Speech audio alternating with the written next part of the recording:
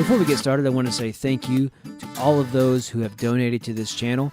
If you don't know, you can go to faithandfailures.com, sign up for our newsletter. You can get weekly updates on our weekly blogs, new episodes that come out, and discounts and new items that show up in our merch store. Also, if you're a part of Facebook, we also have a Facebook group. It is called Faith and Failures, just like the podcast, where over 200 people are talking about real topics, their daily struggles, questions about God, real things that we struggle with that we don't always get the chance to talk about in church. So if you get a chance, go check it out. All right, let's get started. I really liked your TED Talk. How did you get started? How did you get into that? Like, how did they find you?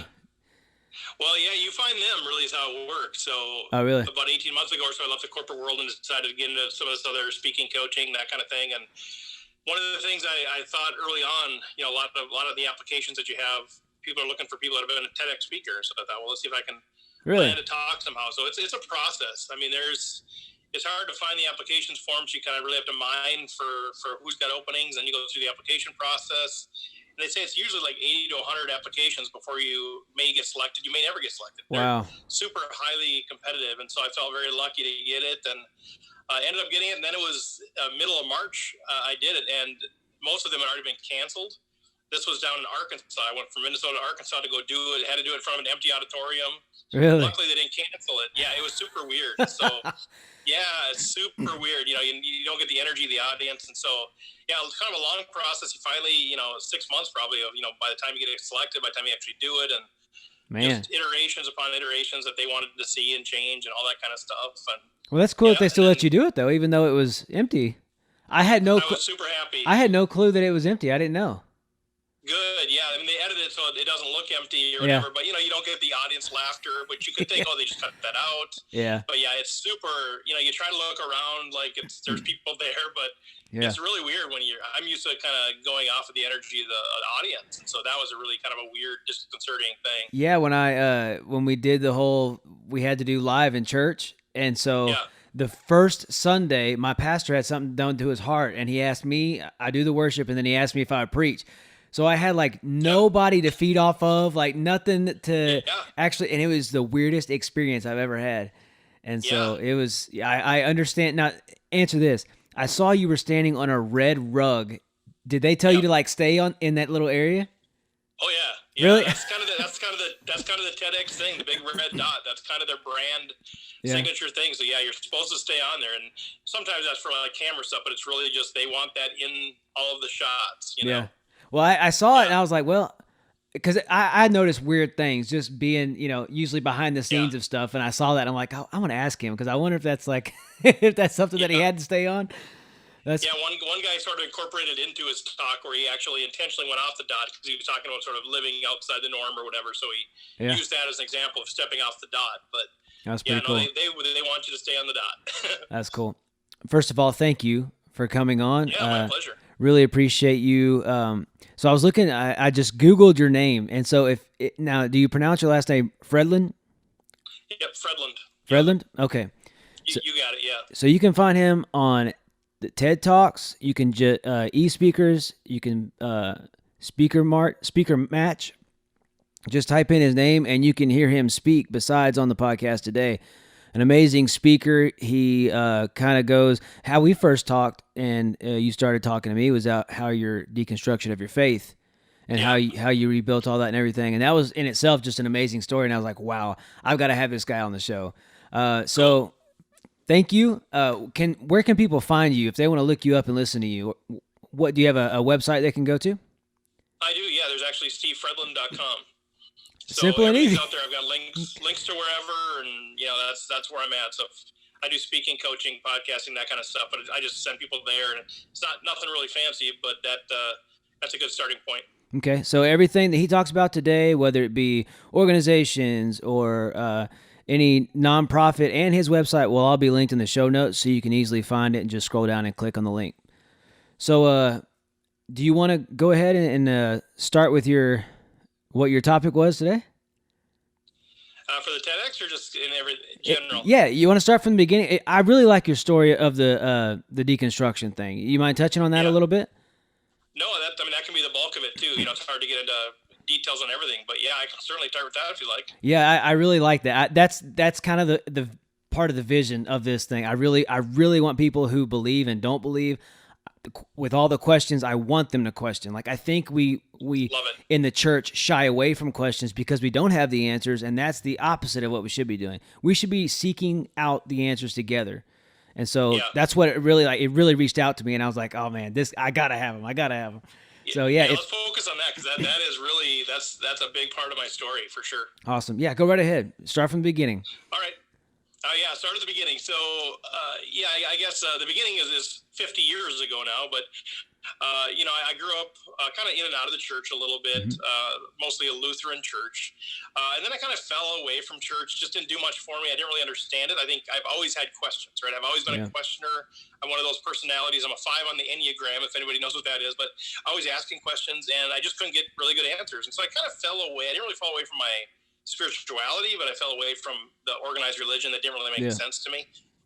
And then I always liked singing, and as I started dating my high school sweetheart, we moved into college years, and we were in college, and she's like, "Hey, come to this church. I know you love singing. Come here. Maybe you'll enjoy this church." And it was a church that was a non-denominational church meeting in an auditorium, like a high school basketball arena. And so I went, and I really enjoyed what the pastor, how he presented things. He was just walking through the Bible. So it was just, a couple verses each week, however he got through it. I enjoyed that part of it intellectually, but it was the music. It was different than I'd ever heard. I'm used to the sort of the organ sort of thing. It always never made sense to me. Like, I go listen to the radio, then I go to church, and it was always this two separate. Dissonance.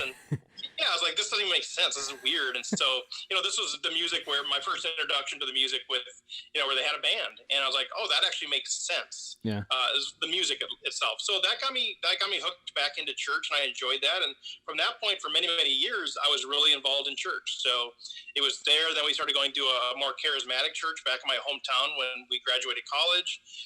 And that eventually moved into working in a Baptist church. Going to a Baptist church, I got involved in a lot of the ministries there. And long story short, the Baptist church eventually planted a new church out of it. The youth pastor had built up this big alternative service, and that became a new church. And so I went with the new church to help plant that. So that was really my first leadership role. I was on the board there, just helping them get started. They moved from a church into a performing arts center, a big theater. And so we got involved in helping that happen. And then just little by little got more and more involved in leadership. I ended up at one point actually leaving my corporate world. I'm an actuary. I'm an analytical dude by trade, working in finance, and went part-time for a while, and eventually left full-time and became an executive pastor at that church. So I left the corporate world, went to church, went to work as an executive pastor. And then sort of that was right around the same time I had started a nonprofit doing work in Rwanda. And so all of these really cool things, like just hyper religious, mom's really proud of me, all of this stuff is, it's really great. Like, I was doing it, like I was living the perfect Christian life, right? I was married, I had kids, I had a good corporate job. And then I was working as an executive pastor. Everything was perfect. But these questions started nagging me. And the way I describe them is really like loose threads on a shirt. Like there's these threads that would appear, but you're sort of taught to cut them off. Don't ask the question, right. At least where I was. And so I didn't, but eventually they were just too much. And then I think going to Rwanda, where my questions were really magnified. Well, okay, this Western God perspective paradigm that I have doesn't really fit into what's happening in Rwanda. And if God is God everywhere, how do I reconcile this? So that sort of created more and more questions for me. And eventually the question just became too much. And I know I'm giving a very long-winded answer, but, I would talk to the leadership of this church and say, I think there's other people that have questions too. And I think we need to make space for people that have questions to come and ask those questions and just be vulnerable and be transparent and say, This doesn't make sense. And and the feedback I got was, we really don't want people asking questions. Really? What we want to do is we want to give them the truth, and I think the motivation is pure, but we want to give them the truth. We don't want them asking questions. We don't want them corrupted by other ways of thinking. And that just really, for my personality, that was just I was very taken aback by that. Like, whoa, wait a second. So now we're saying we don't want people asking questions, which for me means I shouldn't be asking questions. So now I felt trapped. Like, they didn't even know some of the questions I had.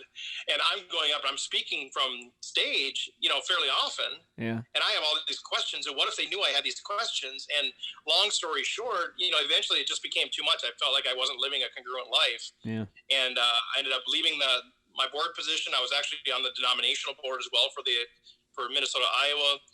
Left that, and then eventually left my staff position, eventually left the church, and was just sort of lost a little bit in terms of I have all these questions and nobody to ask them to.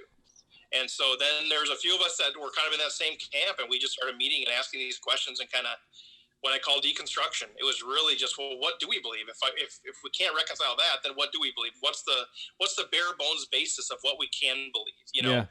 And so years of that sort of conversation, and you can probe wherever, but just to kind of finish off the journey, and then got to the point where I was even asking, is there a God? Like I allowed myself to get to that point, trusting that if God was God, he or she or it or whatever would have grace for me asking these questions. Now, so, in this time, were you married? Yeah. Was she having the same issues, or was it kind of a you were going this way and she was going that way, like how, or is it kind of the same time? I mean, I consider it incredibly lucky that we were both struggling at the same time. Yeah. And she actually, I would say, some of her questions were ones that really fueled it. We both had questions, and some of our friends had questions, but she had a couple of just really key ones that she couldn't reconcile, and we weren't really being helpful. We were like trying to figure out how to answer this, but we were struggling too. So we were really on this journey together. And I think, I think it'd be incredibly difficult if we weren't. Exactly. So, that's why I was just curious if it was kind of at the same time, because if so, then that right there was a blessing in itself. Huge. I think, and we had a couple of friends that, that were on the same journey around the same time. Now the timelines are a little bit different, a little bit staggered, but in general, we were sort of all going, deconstructing in the same way. We talk about, at least where we were in like a really, evangelical conservative church, they talked a lot about the slippery slope. Like if you ask this question, you're going to go down the slippery slope. And we talk about, that's a real thing. Like we all ended up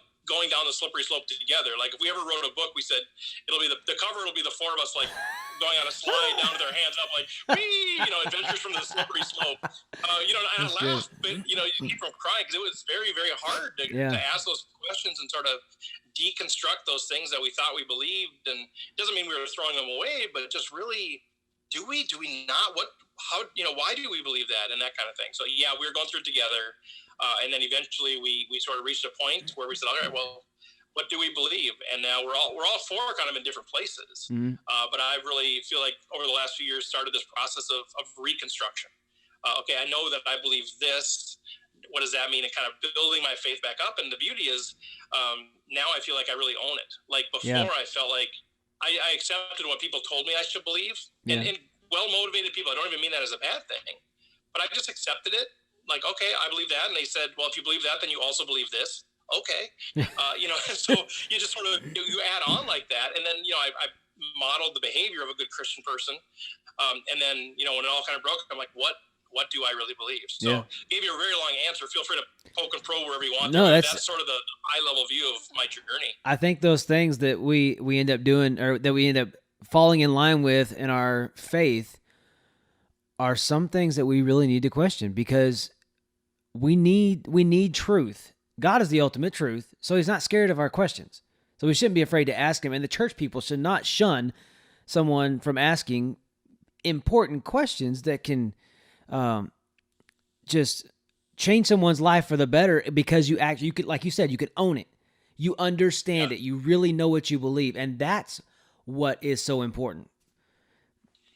Yeah, I love that. And I think that was the piece there that really gave me the freedom to ask those questions, because there was a sort of a fear that I had grabbed hold of, because I feel like I was either taught that directly or I caught that from the teaching, that if you ask questions, if you doubt God, then somehow, he's going to smite you, or you're going to be separated from God. Lightning bolts coming down. Yeah, right, exactly. You touch the Ark of the Covenant. I mean, we laugh, but there's sort of that piece, at least in the teaching that I was under. And so there was sort of that fear of, well, I can't ask questions because that means I don't have faith. And I think The reality is I don't feel like those are opposites anymore. Questions are not the opposite of faith. In fact, I think they can be a symptom of faith. But I think that was the linchpin. As soon as I came to the point where I felt like God is okay with my questions, like it's okay to ask questions, and God may even welcome them, maybe even accept them, maybe even be excited by them. I don't know, because it shows that I'm wrestling, but I had to get over that hurdle of feeling like it was wrong to ask the question. As soon as I got over the hurdle, then it's like, all right, well, here's all my questions. Yeah, here it is. Here you go. Yeah, hey, you wanted them, here they are. Right. So where did you get to a point where how did you find that pivotal point to where you were deconstructing and then you knew it was time to start reconstructing? Yeah, that's a great question, because it was a little by little deconstruction, like, because it was over the course of years that we deconstructed, and then when we kind of revisit where we are, like, wow, we're so far from where we were. Yeah. And I think there never really was a point where, like, okay, now that's enough deconstruction, it's time to reconstruct. And I think the four of us, and I keep talking about that, my wife and I and our couple of really good friends, we are in different places. And I would say not all of us are on the process of reconstructing. And so for me, what I did is I started a little podcast. I do some other podcasting, but I started kind of a short-term podcast for me, which would help me. And I called it The Wrestling Room. And it's sort of a nod, because that was what I pitched to our leadership, that I wanted this space to be called, was called The Wrestling Room. So I started this podcast, and I brought in people from different faiths, people that didn't have faith, different things. And we'd have like a 10-person just discussion. And it was a great discussion, but part of my motivation was I'm trying to figure out, like, what do I believe? Yeah. Like, let's ask these questions. And so I was deconstructed to the point of, I'm not even sure what I should believe at the base level. And so that was a process by which I got to the point of saying, okay, if nothing else, I believe this. And once I got that, I felt like, okay, and now I'd bottomed out. Like, because I was worried that my answer would be nothing. Yeah. Like, I'm a full-blown atheist here. And I never got to that point, but that was I think I was willing to go there. I didn't want to go there, but like, I was so sold out to this process of wanting to own whatever I believed that I was willing to go there. And so I think once I got to the point, I said, okay, there are some core beliefs that I actually do honestly believe in my heart with my entirety. And once I did that, I'm like, okay, I can build on that. And that was sort of my bottoming out point. So it wasn't like just this big epiphany moment. It was like, okay, now it feels like I'm building onto rather than tearing apart. Like, I've torn apart everything. Like, you got down to the base and you're like, okay, I found the foundation. I've ripped down this house and now there's nothing but a slab. Now I can start building again. Exactly. And I didn't know if there'd be a slab or not. Like, I didn't know if it would be the sinking span. Like, I didn't know. Yeah, and because I didn't want to go in there with a preconceived notion, like, okay, I'm going to make sure that I never lose this. And I think that would be a safe thing to do. I was just more prone to, like, let's just tear it apart. And yeah, I did get down there. The foundation got down there. I'm like, no, I don't really see any need to tear this apart. This actually feels good. Yeah. And I described it to my group that I was working with there. I just said, I feel like I've got this sheet. I know this could be a biblical analogy. It wasn't intended that way, but there's like this sheet that was just like waving in the air, and I just said, I just want to pin down one corner. Like, the sheet was just like, the vision was like this sheet in the wind. I'm like, I just pinned down one corner. Like, I just need to get to the point where I can say, okay, this is one thing I believe, and then trust that I can pin in the rest. And that's what happened. So now to tie in kind of your TED Talk that you sent me, now you've also mentioned a few times that you, your wife, and they were a couple. Yep, Stacy and Greta. Yep. So these are the people that you chose to allow in your Jeep. So, so it kind of ties in together. So if you want to kind of touch on that about the people that, because I mean, we all have influences from outside, whether we want them or not. And so who we allow in the closest to us is who's going to influence us the most. That's just the way that it works. And so how, I'm not going to steal your thunder, but would you say peeps in your Jeep? Is that what you say? That's what it's labeled? Yeah. So touch on that. Like, how important was it? Because even in a deconstruction, you still had to have some sort of support system or some people to talk it out with. Like, what would you say to someone who's listening right now that is kind of in the same spot and maybe they feel a little guilty for starting that deconstruction? What kind of encouragement could you tell them that you would tell them, like, look, I understand this. Don't worry about that. It's all going to work out. You're going to find the foundation sooner or later. Like, what would you tell Yeah. those who are struggling with it right now? Yeah, there's so much good stuff that you said there. The peeps in the Jeep is really about being intentional about who you have sitting next to you along life's journey, and you go to different parts of the safari park, and you have different people that maybe you need in different parts. But like one of those places for me was the faith journey, and that was a hard part. I feel incredibly lucky, like you said, that my wife was along the same part. That we had these two friends. She was actually on staff with me at the church, also with a number of questions, and so we were at different places, but we were very lucky to have those people. That was pretty obvious that we were kind of asking the same questions along there. But as part of that intentionality of having the right peeps in my Jeep, we did have to kind of move people out of my Jeep, because there were voices. I'm like, this is just not a healthy voice to have in my life anymore. And, I talk quite a bit about the intentionality of having the right people in your life. And the easy part is just bringing more and more people into your Jeep. The hard part is moving people out of your Jeep or moving them to the edges of away from you and not giving them the same weight, the same voice. Yeah. So you don't have to totally disown people, but this idea of saying, you know what, I'll hear what you're saying, but I can't give your voice the same weight that I did before. And those can be really hard things. So I'm not going to say that it's easy, but those are very important if you really want to kind of dig into this thing. But yeah, for people that are saying, man, I don't know, I have these questions and nobody understands, I'm afraid to ask the questions. That's where we were. I mean, I was executive pastor. I was the board of a regional denomination. I'm like, I have these questions that are going to just mortify the conservative evangelical leadership.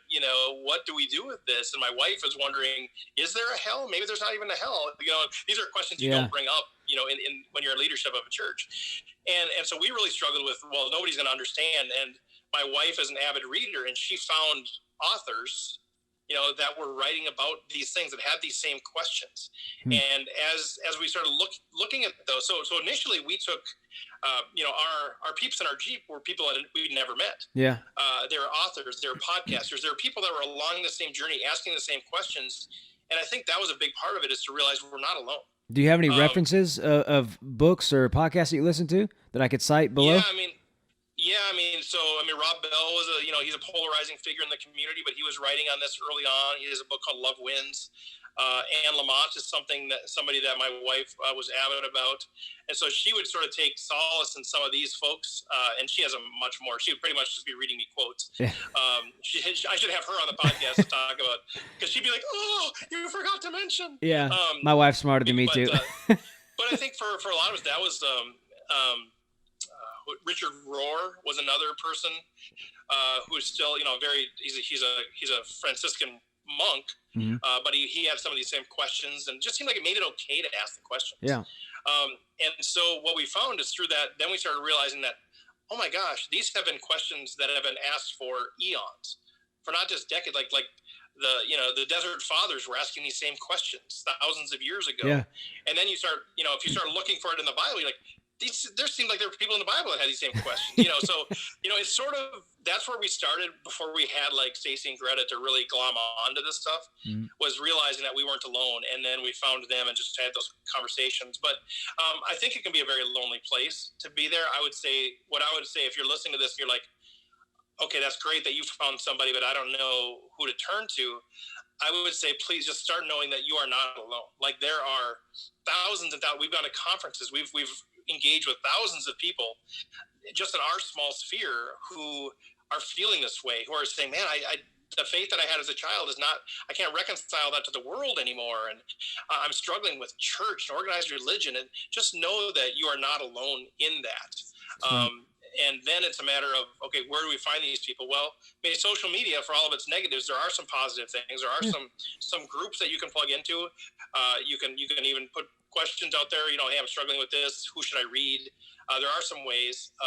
If you're really struggling, reach out to me. I don't care. I'm an open book too. So there are people though that are out there that are walking through this. But I do affirm you in knowing that it can be incredibly lonely, especially. One of the things that was really hard for us is, when you become sort of the who'sness of the muchness of the churchness, and then you walk away from the churchness, you've lost a huge community. Yeah. Like we were like, hey, who's going to come to our kids' graduation open house now? 6 months earlier. Nobody. Right. 6 months earlier, we would have had 200 people probably show up from the church. Yeah. now that we left the church, you sort of lose this built-in social structure, and that can be really lonely too. So, And I think that's a big fear why people won't ask questions, because they're kind of like, man, I don't want to lose all this. And if there's the fear of losing something, you won't question it, or you won't even take a chance of somehow pushing it away, like asking these vital questions that you need to ask. So yeah, no, that's exactly right. So what were some of the questions that you had? Do you mind sharing some of those? No, I don't mind. I don't mind sharing them at all. It's been a while, but I'd say some of the hell one was a big one. Yeah. To reconcile, again, we were conservative evangelical, and I don't know, your background, your listeners' background, but hell is sort of a central element in the gospel message, right? Yeah. Jesus came to save us from an eternity damned in hell, and trying to reconcile that to a loving God was very, very difficult. Yeah. To say, okay, so I recognize, I know all the scripture, I know the arguments, and I know all those things, and they all made perfect sense to me. That's the thing. Like, if you're not looking for this, don't go down the street, because it can be really disruptive. Like, it all made sense to me. Like, when I was 40 years old, like, I had all the answers and they all made perfect sense. So It's weird. People are like, well, you used to believe that. I know. And I'm not even saying it's wrong. Like, you know what I mean? That's the thing. It's like, I'm not even saying that it's wrong. I just couldn't reconcile it anymore. Like, how could a loving God set up a system where 80, 90, 70% of the people are going to spend eternity in hell? Even if you're very generous, 30, 40% are going to be in hell. Yeah. Hey, well, that's why he sent Jesus to say, yeah, I get that. But now that I've met all of these people who were born into families that didn't have a faith, and they died without having a faith, like, anyway, so that was one of the questions. It was, how do we reconcile? That could snowball very quickly. Yeah, right. So how do you reconcile having an absolutely loving God with a system that's created that most people are going to end up in hell, especially, depending on how conservative you are. That could be a very, very small number. Yeah. It could be 144,000, right? Right, that's very true. Right. So that's not very many out of 7 billion that are alive or whatever. So that was, that's obviously a big one. Some of the, I'll say smaller, but they're not necessarily smaller, but prayer. Like, what's the deal with prayer? Like, what actually happens when we pray? Yeah. Because I've prayed many times for people to be healed. Some have been healed, some haven't. And sometimes the answer that you get is, well, they didn't have enough faith. Well, okay, so is it about my prayer, or is it about their faith? And that seems like odd that you blame somebody like it's their fault for not getting healed. They want to get healed. Yeah. Right? Don't they? Well, if they had more faith, well, that's not really, that sucks. Sucks to be you, kind of thing. So, I tried. You didn't really try that hard. That's on you. Exactly. Or sometimes as the people praying, we would be blamed for not praying hard enough, or not believing enough. And maybe that's true, but I had a hard time reconciling that. So it came to the question of, well, what actually happens when we pray? Is it about actually changing something in the heavens? Is it about changing something in that situation? Or is it about just a softening of our heart? Or what's actually going on there? So that was a question. And when I would ask that question, see, a lot of the point of this is, the question is almost not even the point. It's how the response to the question was dealt with. Yeah. Like it wasn't like, what I wanted to hear from leadership or whoever was, oh my God, that is such a good question. We should talk about that. Like, where do we go with that? Like, what do we do? Here's how I reconcile it. Here's how they do. But, and I would love to hear from stage, hey, it's okay to not know what happens when we pray. Right. Here's how I reckon, that's kind of the posture of, like, humility and teaching and learning together is what I was looking for with my personality. And instead of it, when it's just shut down, then it makes me feel like, all right, they're either hiding something, or they're afraid of something, or they don't want me to be really who I am. What do they know that I don't know, and they're not telling me? Like, what? Kind of. Yeah. Right. It's sort of this posture of saying, you don't need to know that. Well, just, you don't need to worry about that. I even had a pastor one time, not where I work, but a pastor one time say, that's what happens when you let people read the Bible for themselves. Really? Like they didn't want people reading the Bible, because you might interpret it the wrong way, or you might get these weird ideas about something that we didn't teach you. That's the opposite of what God wants. He wants us to have a personal relationship. I think so. Right? That's what I thought. And so, trying to reconcile those things like that. And then I think, questions of how do we engage with people who are non-believers. And you get this sort of across the board because, and a lot of this, like I said, when I started doing work in Rwanda, a lot of this sort of became uprooted. I'm like, I had no idea people thought like this. Like we were doing a beautiful, I do work in Rwanda, and we were actually bringing in a singer, Sarah Groves, to come in and do a concert for us. And she was packing medical kits that we were going to bring over there, and all this just wonderfully beautiful stuff, right? And what we were doing with the nonprofit was we were inviting like all of the churches, all of the businesses, everybody to come and be part of this thing. And so, in our heyday, we had 50 or 60 churches and other businesses involved in this thing, and it was super cool. And so I would go to like another church or something, sort of pitch this idea of, hey, we're all doing this thing, and they'd be like, well, who's involved? And it was a very conservative church, and I would tell them, they're like, oh, there's no way we're going to have our people do that. Like, oh, okay, can you tell me a little bit why? Well, we don't want our people soiling our faith by intermingling with those people. Soiling our faith? Wow. Yeah. That's terrible. I was like, does that? I'm like, where's the camera? Like, is this a joke? Like, and I'm a firm believer in, believe what you want. Yeah. But I was just like, I'm sure I was sitting there with my mouth open, like, did you just, like, can you say that again? Like, you don't want to participate in packing medical kits. They're going to go to Rwanda to help the people there that are dying of AIDS, which is right in line with what you say you want to do in your global mission statement. Yeah.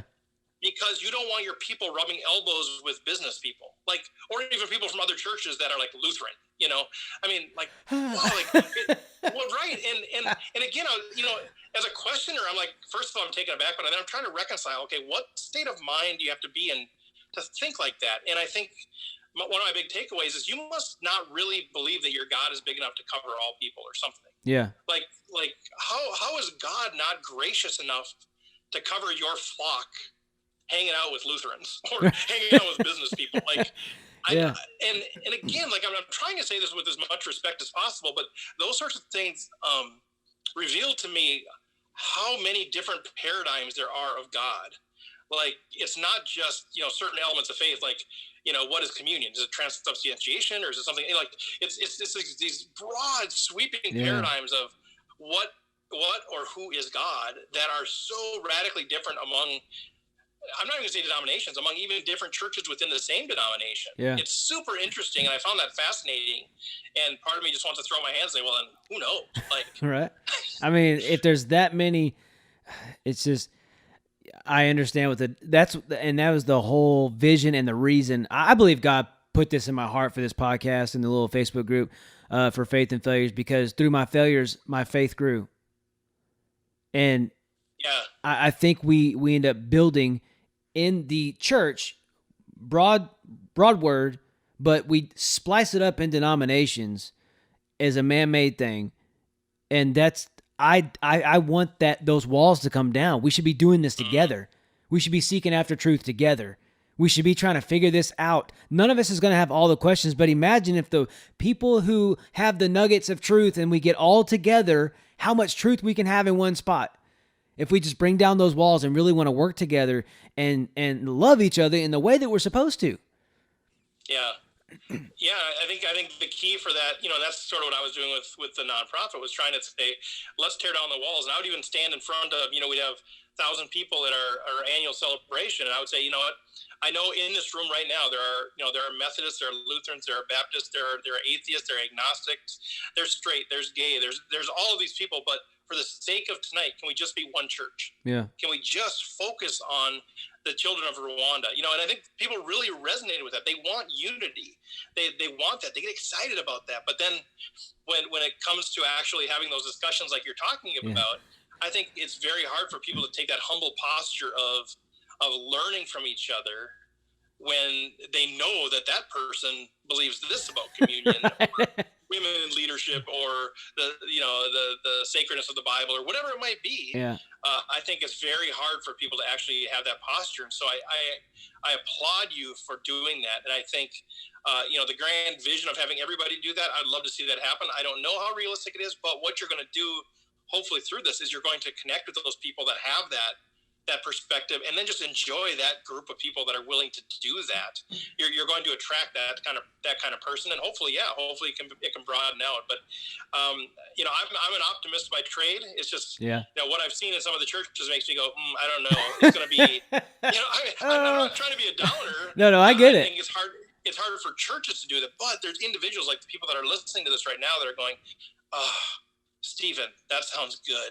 Yeah. How do I be a part of what? Finally, someone says it out loud. Yeah. Which I think that's a part of the solution is we start talking, we start communicating with each other, and not okay. So I don't remember the name of the group, but it's a group that I just joined on Facebook because I was curious. I wanted to see what perspectives were, and it was about Christian apologetics. And so I'm all about trying to educate myself more. And people would post stuff on there, and it would be legitimate questions like, if you accept Christ as your Savior, do you no longer sin? And it seemed like it was a very innocent and realistic, like somebody who actually would have that question who doesn't know. And people that knew about the Bible just blasted them and laughed at them and ripped them apart. And I'm like, if you call yourself the church, and I posted, it hasn't been approved yet, I don't think, but I posted and I said, since I've been a part of this group, I've seen nothing but people who want to be smarter than everybody else, want to prove people wrong, and just want to be right about everything, and they're just plain mean. If this is the heart of this group, I don't want anything to do with it. Yeah. Like, because that should not be the heart of that. That it should be about spreading the gospel, spreading the love. One of the main things that Christ talked about, and God, and throughout the entire word, is love. There's a reason for that. We're not supposed to rip each other apart to help each other. That makes no sense. Then there's constantly deconstruction. There's no reconstruction. Yeah. Well, and it just continues to polarize us, right? Like if the whole point of it is who's right, I'm not going to convince you, that a tree is purple, and you're not going to convince me that a tree is pink, no matter how much we talk about. Some of that stuff's so ingrained, but we can sit there and yell at each other. Yeah. We could spend hours yelling at each other about it's purple or pink and never get anywhere. And I think that's, people think you win hearts and you win people over by proving your rightness. And that just doesn't work. Like, it's got to be incredibly rare that works. You win hearts with heart. Yeah, heart. Like, it's more important to be kind than to be right. And I think that is how you do it. And I think, like you, I'm always looking for those conversations where we can actually say, let's talk about it. Like, it's okay. I'm not going to be offended if you have a different perspective, and I want to learn from your perspective in an honest, authentic, transparent, vulnerable way.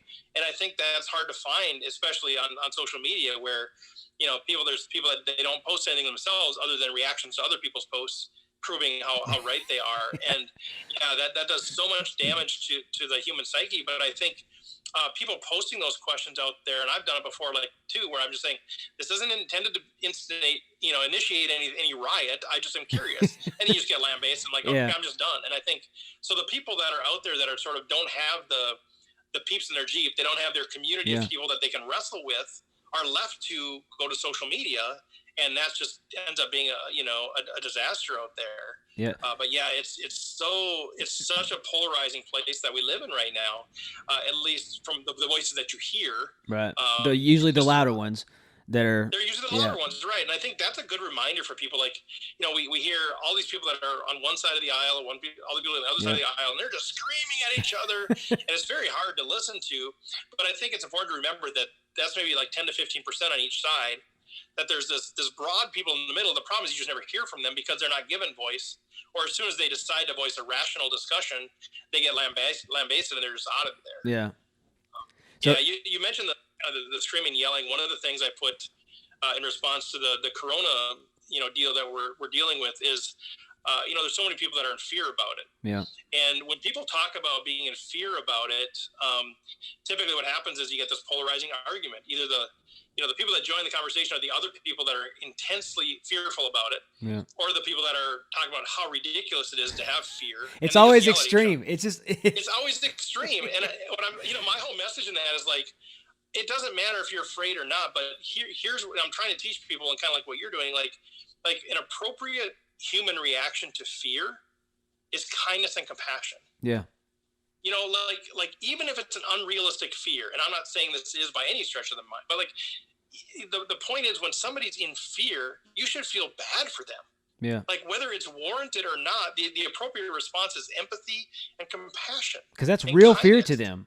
Even though it's a It joke to other people, is. it's real to them. Yeah, the example I use is like, okay, my daughter is afraid of ladybugs. Okay, now I see that as incredibly irrational. Like that doesn't make any sense to me. But if she's in her room and a ladybug is there and she's scared, I'm not going to go in there and just start yelling at her for how stupid it is that she's afraid of ladybugs. Yeah.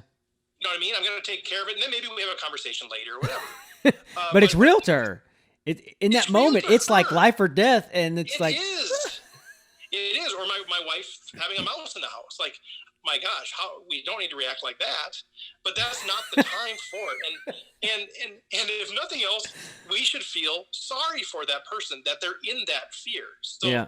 I don't care if you think, Corona or whatever is not something to be afraid of. If people are afraid of it, you should feel bad for them. That's an appropriate human response. And so I think when it comes to faith, it's the same sort of thing. If somebody has a different faith perspective from you, that you can acknowledge that, but you should still like empathize with them. Like, oh, that would be hard to feel that way. Yeah. Or whatever. And put yourself in their shoes, where you can actually like empathy. Is a lost thing. Yeah, it's a lost art. Seriously, like it should be the heart of who we are, and it's gotten cast to the wayside because we're so concerned about saying our side about something. Yeah, I think we're we want to be right, or we want to be perceived as being right or being strong or something, and I feel like it is an anti-gospel message in a lot of ways to be so concerned about being right rather than being kind. But you see it in the church. You see it in the church a lot. It's become kind of the backbone of the modern day Christian. Now, that's a blanket statement. That doesn't mean everybody, but it's kind of I see it. An aroma that's in the room that nobody says anything about, but you have cliques over here and people that don't want to actually have conversation with people, and it's like they're forced to be there, but they own the place. It's like, come on, man, we're all here trying to figure it out. Just chill out and let's just have a good time and enjoy each other. But that should be the heartbeat of the church. That's how the church reaches people that don't want to be reached. I used to be living on the streets and was addicted to meth and all these other things, and I went to church because someone cared enough to talk to me, just to talk to me. They didn't tell me about God. They didn't try to like convince me that I was going to hell. They just loved me and they cared that I was there. And that made all the difference in the world, is that they empathized with where I was at, what I was going through, and that addiction that had a grip on me that I couldn't get out of. And they actually ended up giving me a way out. They let me move in with them and allowed me to dry out from drugs and everything after I got out of jail. And it was not a point your finger, look at what you did wrong. It was you messed up. Let's get back up. And that's exactly what I needed. That's what put me where I am today, was somebody who actually cared and took the time to realize that I could not get out of that mess myself, that I needed help to get up and not to kick me while I was down. It's so beautiful, dude. I love that. I love your story. Thanks for sharing that. I'm sure your audience already knows it, but that's great for me to hear. And I think about a lot of folks inside the church and other organizations are really lonely, and you don't realize that because they all go to church on Sunday, they all laugh, smile, whatever. But so many people are lonely. As an executive pastor, I mean, a lot of people come in and talk to me about how lonely they were. I'm like, oh, you're on 3 committees and you're whatever. Yeah, but I'm not really connected to anybody. And I think there's a lot of things that go into that, but one of the things that we've been talking about is I think this idea of having to be right, of having to be on the right side, to have all the answers, to have it all figured out, gets in the way of relationship. Because what happens is, me and Steven, we're friends because we think the same way or whatever. We're not really friends. We haven't really talked about, we haven't wrestled with anything. We haven't gone through anything together. We just agree, right? So we're friends because we agree. And then if something comes along the way where you and I disagree, we're just no longer friends. Right. That's over, because our whole relationship is based on that we agree on things. Right. And I think what happens, so then you surround yourself with all these people that you just agree with. And so you get along, you can have some good times together, but there's really not that depth because it's all based on you all have the same agreements. Right. If you really if you're feeling lonely, go befriend somebody who has a totally different perspective than you. Yeah. And sit around over dinner and talk about why do you believe in Buddha, or why do you believe that the communion actually turns into Jesus bread, if you make it religious, or you just talk about why do you think the Vikings are better than the Packers. I don't care. I mean, it doesn't really matter, but I think that's where I think relationship is built, when it's grounded in not disagreement, but different perspectives and different upbringings. Like, somebody who's never had a meth problem should talk to you about what was that like. And you can ask them, well, what's it like to never have that addiction? Like, that's where you build a relationship. If you just stick around with all the people who have your exact same story, again, it'll be pleasant because you all understand each other. Yeah. But I think in this era, when I think we're all really lonely, I think a lot of us are craving depth of relationship. And I think depth of relationship often comes from wrestling with stuff together. And sometimes you can do that if you have the same upbringing, but other times I think it requires a different perspective. If you're white collar, find a blue collar person. If you're white, find a black person. If you're, find people that are different, that have different experiences, and start asking them what's that like. And it's weird how those different kinds of places you come from, color, spirituality, all these things can actually be things that bind you stronger than you would have normally. It's crazy how that works. Like my wife and I, she has never touched drugs, never touched alcohol. Yeah. She's been in the hardcore like Pentecostal church her entire life, the skirts and all that stuff. And then I come along and I'm the exact opposite and the crazy guy. And so it was just we balance each other so well, and it binds us closer together because of that yin and yang we have together. And it's proof. Yeah. There is something to it, and I think that's just. But I think we are, because we're so, and I say we generalize. I think because we're so polarized, everything is right and wrong. Like, I've been a leader for a lot of things in a lot of ways, and I can tell you there's very, very, very few issues that I've ever dealt with that were clearly one way was right and the other way was wrong. Yeah. It just doesn't happen that way. Politics would be a perfect example of that. Like, I don't really want to get into political, but I can guarantee you the questions that we face, whether we've had a Democratic president or Republican president, the issues that they've had to deal with, or that all governments had to deal with, are incredibly complex. Like incredibly complex. Like I've led a nonprofit with no employees, and I've had to make decisions that were like incredibly difficult. Like, I can't even imagine. You know what I mean? Like, I raised 3 kids, and I don't even know what I was doing half the time. Like, it was incredibly complex. Well, part of me wants to do this, part of me wants to do this. Yeah. And I felt like I was an okay leader, but so I'm just saying, like, in business or in your pastor of your church or whatever it might be, there's so few issues that are cut and dry. Yet, if you ask people that are in the ranks, that most of them have never been in leadership because they've never seen the difficulty, that they say, well, that's so stupid they did that. Yeah. And the other they should have did it this way. Yeah. Yeah, they should have. And maybe they should have, who knows? But the reality is, even the decision to figure out what color carpet should go in the sanctuary is a divisive decision that's full of political ramifications, and they're never going to get it right. And people, I think this idea, we have to decide, do we like the carpet or don't we like the carpet? And we have to pick a camp. Are you in camp red or are you in camp purple? And, the people in camp purple are stupid.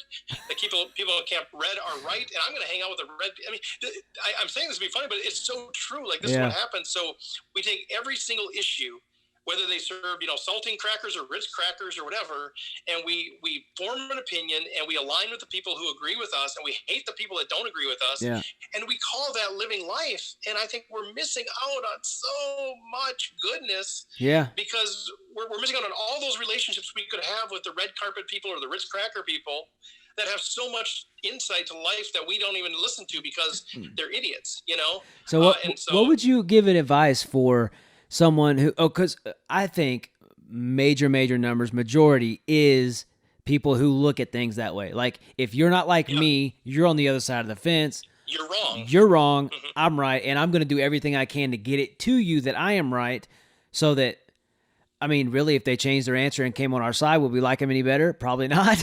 Right. So what would you give an advice? Actually, you'll find something else to disagree with. You'll find something to disagree always. with. So what would you give an advice for someone, for the majority who has that personality trait or has that outlook, I guess you'd say? Like, how can we get past that? How can we get past our differences? How can we get more unity and stop seeing what the other person can't see? You know, and all this back and forth of who's right, who's wrong. How can we get past that? Well, I think, individually people have to recognize that that's what they do. I think it's impossible to, maybe it's not impossible. I've never had success trying to talk to somebody who's a very polarized person and help them understand the value of seeing the other side without them actually realizing they're missing out. So I think, if it comes to the individual, if you're sort of, there's little tests that you can do to see, like, ask yourself these questions and, say, how do you, what do you agree with? Okay, let's just go through the list, Republican, Democrat, whatever, Florida, Minnesota, whatever, whatever they might be. I'm being sarcastic, but, choose what you think the right answer is. And then sort of ask yourself in your heart, what do you think about the person with the other answer? Yeah. And if you find yourself sort of like going, well, they're dumb, they're idiots, they're whatever, I think that's I think that's a symptom that, you're living your life very jaded. You're living life very, I don't know. I think you're selfish, just polarized. You're thinking, what's that? Selfish. It is selfish in a way, and it's very arrogant, right? It's a very arrogant way to feel like, okay, like here's all the answers. I've got all the answers. And so I think how you overcome it is, I think you first have to just recognize that you're in it. And if you're comfortable with it, you're comfortable with it. I think what I would say to you is that you are missing out.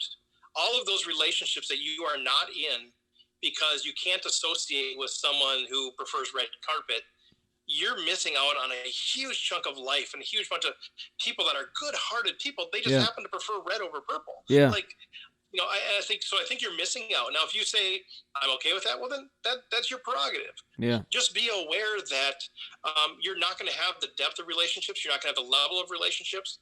There's a greater potential that you're going to be lonely as you get older because people are going to deal with you. Because as I've gotten older, I'm one example. I've just started being intentional. I'm just not going to spend time with them. Like, they're just not somebody I want to hang out with. And that's where that could be your risk. Yeah. I think if you say, I want to start, taking that edge off a little bit, then you have to be intentional about it. You have to start, hanging out with people that feel differently about you. But I think it starts with taking a humble posture. Yeah. You have to start. If you want to break this down, you have to start feeling like, here's what I believe, but I might not be right. You have to somehow get to that point where you're saying, this is what I believe, but I might not be right. Or at minimum, I want to hear, what you have to say about that. It takes a very humble posture to come off of that. But what you'll find is that opens up so many more doors for relationship, for learning. Through those discussions, you're either going to reaffirm what it is that you thought you believed, or you might take on a different perspective. So you can't be scared of that either. I guess if you're scared that your perspective might change, that's another piece. Well, the other day before COVID-19, and we couldn't go out as much.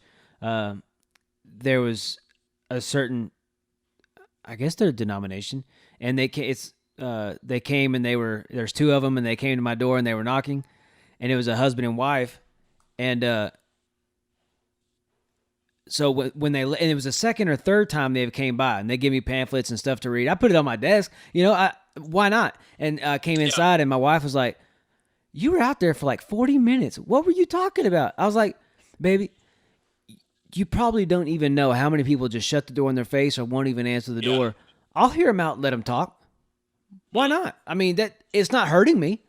And I'm not a theologian by any means, but I know a little stuff. So I ask questions and they have answers. So I'm just curious to hear what the other side of the fence is saying. Yeah. I honestly was just curious. I have never had a conversation like that long or with any of that religion. And I was just curious. And so 2 or 3 times they came by and I just went out there and talked to them. And my wife was like, she's like, "I'm really proud of you." And I was like, "Well, thank you, babe." I wasn't doing it for that, but it was kind of like what we're talking about. Like I just stopped for a second about my agenda and I listened to what someone else had to say that is just as valuable to them as what I believe is to me. And so a big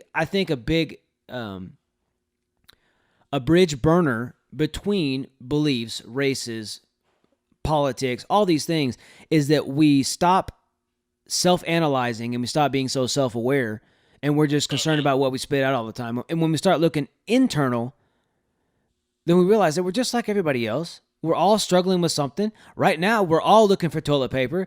We're all we're all trying to find paper towels, and things right now are uncertain, and we're all in the same state together.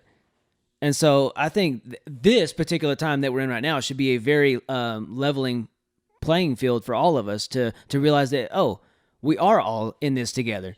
We've been fighting over some very stupid stuff that really later doesn't really matter, and it's not going to be a life-changing issue. It's just something we decided to argue about because we felt we were more right than the other person. Yeah. No, that's good. So yeah, I think it. Go ahead. No, sorry. Go ahead. No, you finish, man. You got to stop there. No, I was gonna ask about your Rwanda stuff because you said a little bit about it, but you didn't really you didn't go too much in depth in it. Do you have a little bit of time where you can at least talk on it a little bit and say about your organization? Yeah, if you want. Like, I asked my daughter one time how long she thought I could talk about Rwanda straight through. She said probably 10 hours. So we don't have quite that much time, but no, I think just super high level. We won't get into all the details of it, but yeah, we started a nonprofit back in 2009. And it was really designed to be a community response. I live in East Central Minnesota, so a rural area designed to be this community-wide response to global poverty, disease, and suffering. And it was unbelievable the impact that we had. We've raised almost $3 million, which is ridiculous. No paid staff, no overhead, no big donors, just good-hearted people and a strong vision. And so I'm super proud of that. I don't say that arrogantly, but it's just the people responded. They wanted to get involved. But so I've been over to Rwanda 4 times, starting in 2009. And just unbelievable the impact that's going on out there. So we're working in a specific area of northern Rwanda. And so, you go there the first time, you kind of catch the vision, you talk to all the leadership, you meet all the people. Yeah. And I'd never been outside of the U.S. Oh, really? So I went to Rwanda. Like, I was 39 years old, never been outside of the U.S. except for Canada, I guess. I went up there. And so it was my first trip ever, like, outside, and I went to Rwanda. Of course, that's where you'd go naturally. But just an incredibly eye-opening experience. And I mean, I can talk for hours about what I learned there, but yeah. So over the last 10 years or so, we've gone there 4 times, taken different trips of people, different groups there, but always in the same area, so we could see the progress that we were making, build the relationships. They're incredibly relational people, and I just learned so much about myself and my life going there. It's hard to even explain. And then we'd always, at the end of the time, we were reluctant to do this at first, but we'd take a safari at the end. So we go there for 7 to 10 days, do humanitarian work, incredibly emotionally exhausting, physically exhausting. Yeah. And then the end, we do like a 1 or 2 day safari, which is crazy. Like, and we were reluctant because I felt guilty. Like, I don't want to go there and go on safari. Right. But they said you're going to want the time to kind of decompress, to transition yourself back to your regular life. And that's been incredibly great too, from a team building perspective, relational perspective. You just get together and laugh for a day or two. So we've had amazing safari experiences from the Serengeti and Ngorongoro Crater, mountain gorillas, all kinds of really cool things. So, I went to South Africa when I was in high school. I went to Swaziland. And we got at the very end of our it was a missionary trip, and we were helping build a clinic for AIDS victims, and we got to go visit some of the very, very heart-wrenching the AIDS. Yeah. There was a mother that her son was in his 30s, which is my age now, and she would carry him on her back to the clinic that was like miles away. I mean, they're shacks there are like this, and so you have to zigzag, and I'm like, wow, what? And she wasn't like a big woman, but she carried her full-grown son, and half of his face was in bandages and stuff, and man, it was just heart-wrenching, and it was like, we take regular stuff like medical supplies for granted, and the things that we have, and the running water and all and it's just like, I went on a lot of mission trips when I was younger, and so I really wanted to hear about your Rwanda stuff, because that sparked something in me that it brings me back. And you said safari, and you showed me that video, and I was like, I've been on one of those too. Like, I've been before. It was just such a cool thing, because like it was another way that we connected, and I was like, man, that's really cool. I wanted to talk about that. So now, at your website that you mentioned when we started, is that where people can find ways to give, to help, or go on trips? Like, are you planning one? Maybe not this year, but with the COVID, I don't know. That's been the hard part. So they can go there and they can link to, we have a our-response.org is the website that the nonprofit is. Okay. Versus stevefredlund.com is where all my stuff is, but you can link to it from there. Yeah, it's been tricky. We've been trying to get a trip. The last one we went on was 2015. We were trying to go every couple of years. Yeah. And then they did some travel restrictions, and then of course this happened. And so we're hoping to get over there one more time. So it's really, it was a project. So it's like from 2009 to like 2024 is the scheduled end date. So the idea is that, we bring in all the support and then we move them towards self-sustainability. So it's not an ongoing thing. The idea is that we, from the, economic infrastructure on up, they become self-sustainable by the year 2024. Okay. So now That's it's really cool. like 4 years away. Yeah, it's super cool. And we've seen the impact, we've seen the clean water come in. We've seen the educational system, refurbished a bit, nutrition, all kinds of just amazing. Microfinancing. We see the women that started open sewing shop, really cool stuff. But yeah, so we're hoping to get over there at least one more time before, because now I'm like, I haven't seen these people for 5 years and it's killing me. Yeah. Because you spend those 7 to 10 days just getting to know these people so well, and they just love what you're doing to help them, and you love learning from them, and it's just this unbelievably symbiotic relationship. So my heart is over there, and it's yearning to get back there again. But we'll get back there at least one more time. Now, so question: when you reach the goal of where they're self-sustained, do you have plans to then do the same thing in another place? I've been asked that. I think I don't currently have plans. Like we have the infrastructure built to be able to support this. I'm getting older, and it's for me to take on a 15-year project. It's exhausting. It was never a paid position. I mean, I put in tens of thousands of hours, and that's fine. I think it's hard for me to actually. It will be hard for me to kind of lead that another journey like that. So I kind of put it out there like this is a project, and I intentionally did that because I knew. Let's just do this project to kind of see at the other end. Now, when we get there, who knows what will happen? It sort of depends on, the people that are still part of the program and supporting people and, what they want to do. But at this point, I don't have any specific plans. I got a few years to figure that out, but we may have to hand off the reins to somebody. Well, then you could be the executive director, right? You go and get this. Yeah, it's an unpaid position. Yeah, so there's 3 of us founded the thing. And then as we were talking about it, they wanted me to kind of take the reins and lead the actual management of it going forward. So that's what I've been doing. But yeah, it's an unpaid position, and which is great. Like I've been offered to be paid money. I'm like, no. And so we have a donor promise. Like everything that's given is going to go to the work there. Yeah. That's just sort of how we wanted to roll. And I said I'd rather pass up. We've had opportunities to bring in like celebrities to do things. Yeah. But they want an appearance fee. And they, the idea is they'd say, which is fine. They're like, well, you'd raise way more money if I came. Like, absolutely. I know we would. But here's the thing. I promise people for every dollar they give, that dollar is going to go to work in Rwanda.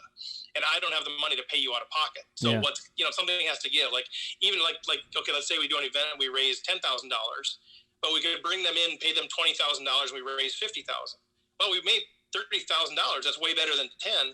But the problem is now everybody gave $10. I guess, that's bad math. 4 celebrities, 6 went to the work, and I'm like, that's just not my model. And, nothing against people that do that. So that's just sort of our deal with that. But yeah, I think we'll just see as we get closer, but I don't have any plans right now. But man, it'd be hard to do anything other than Rwanda. Like if I kept working somewhere, I think it'd have to be Rwanda. I fell in love with the people. Really?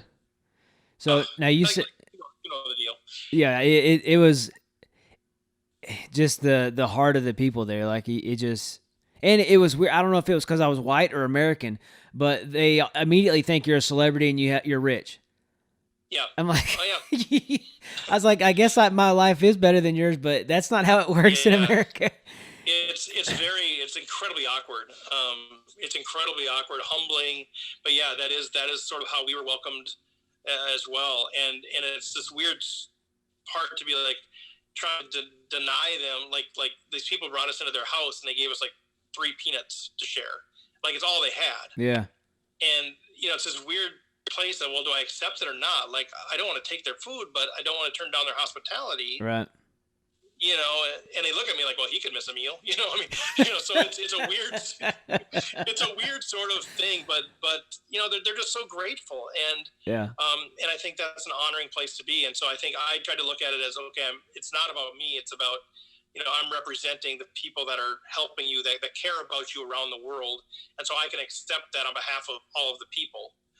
But it's an interesting place to be for sure. When I was in El Salvador, we did the same, where we would do the land that the homeless people would live on. It was owned by the government, and they would let them stay for a while, and then they would kick them out. So we would go and help them have kind of pop-up homes to where when they were kicked out, they still had a home, and they can go pop it up somewhere else. So Nice. that was kind of unique, and the people there they didn't have anything, but they were so gracious with what they had. And I'm like, man, if that would just rub off on some of us over here in America who just have that shiny chasing after the next, what can we have next syndrome, and like just being gracious to each other, it could change so much of how we live here, and just the atmosphere of not only our nation but churches. Like, we come back to this again, but I mean, if people would come with that humility, and I think that's what we need. We need to, people who have questions, we need to approach them with humility, and to be so humble that we are approachable to those that do have questions. Yeah. And so, do you have a newsletter that people can sign up for? Is that on your website as well? Yeah, it is. So stevefredlund.com. And I was going to mention too, I've started, people are saying you got to tell these Rwanda stories. Like, I have so many stories that are really kind of untold other than the people that were there. And so on my YouTube channel, which you can link again from stevefredlund.com, I've started putting these stories into the video. So I've got 2 that are done. Like, the first one is about our work with the maternity center there. And then the second one is about more of a safari one, about getting mugged by a baboon. So we're starting to put these stories together out there. But yeah, if you go to stevefredlund.com, you can sign up for the newsletter at the bottom of the website there, and that kind of keeps you plugged in with all I have going on. So awesome. That's a good place. Yeah. Well, I'll stop holding you. I know you got another appointment, and you probably got to prepare for it. But I just want to say thank you so much for coming on and sharing a little bit of your story and your heart, and appreciate the work that you are doing. You are shining a light in places that most people won't go look. And so I really appreciate that. And just thanks for reaching out and coming on the show. It was an awesome time. Well, it was a great time. Yeah, time just flies, and I appreciate what you're doing too. I mean, honestly, it's not an easy thing. If you guys know Steven or whatever, support what he's doing. I mean, I don't know if you're making money or not, whatever. But whatever, if you're listening to this, he didn't tell me to say this, but just support what he's doing. I know what it's like to be on that side of the mic and just trying to change the world and trying to be a positive influence in the world, and that can be hard. And so just email him, tell him, give him an encouraging word, whatever it might be, because what you're doing is important work. And I think. We all struggle with, we don't have a big voice, we don't have a big platform, and I don't know how big your platform is, but each of us kind of doing our part is what you can do. And I think to be able to connect with somebody like you and say, oh, that's cool, I met the Steven guy, and he's inviting people to ask questions. Oh my gosh, this is great. Or at least he's helping people kind of soften their heart toward people who have questions. And as somebody who's walked through that, I understand that. Just like you would understand if you met somebody who's like really graceful, gracious toward meth addicts, you'd be like, I understand what that means to walk through it. I appreciate that. And so I appreciate your work, because as somebody who had so many questions and didn't really have an outlet, man, it would have been nice to connect with you at that time. So I thank you for what you're doing and allowing me to come on here and just ramble for an hour. Absolutely. You can come back on and tell all the stories you want. I got a lot of them. I got a lot of stories, so be careful what you wish for. All right. Well, once again, today, if you have any questions or comments on today's podcast, you can hashtag Faith and Failures and leave your comments. If you want to get in touch with him, go to his website, and it will be cited below, and we appreciate it. All right. Have a great day, Steven. Thank you. You too.